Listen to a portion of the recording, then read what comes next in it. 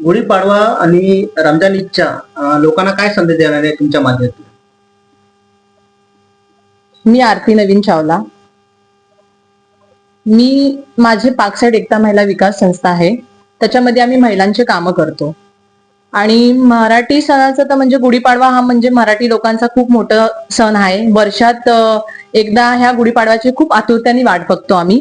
कारण का ह्या गुढीपाडवा म्हणजे आमच्यासाठी मराठी लोकांसाठी नवीन वर्षाची नवीन सुरुवात आहे. बट मला असं बोलायचंय, आम्ही नवीन वर्षाची एका वर्षातच का एकदा सुरुवात करायची, आमचे रोजचे दिवस आम्ही नवीन वर्षासारखे साजरा करण्याचा प्रयत्न करू.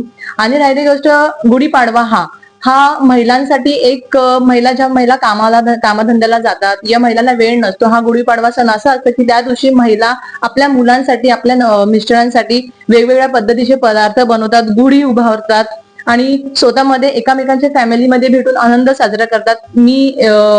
मराठी लोकांचा तर सण आहेच आहे. आणि राहिली गोष्ट ईदचं, तर मी ईदसाठी पण हेच बोलतो, आपले मुस्लिम बांधव 1 महिना रोजा ठेवतात आणि त्याच्यानंतर मग हा त्यांचा ईद येते.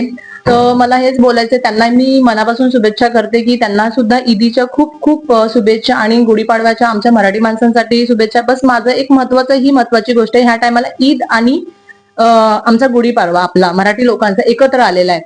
हा सण जेही आहे ते आपल्या लोकांचे आहे, तुमचे माझे नाही, हे आपल्या लोकांचे आहे. आपण एकत्र राहतो, त्याच्यामुळं सण हे खुशीनी साजरे झाले पाहिजे आणि त्या सणांसुदांमध्ये काही वाद नाही झाले पाहिजे. एकमेकांच्या मनातनं एकमेकांना प्रेम, आदर आणि सन्मान मिळावं, हीच माझी इच्छा आहे. आणि सगळ्यांना ईदची पण शुभेच्छा आणि गुढीपाडव्याची पण शुभेच्छा.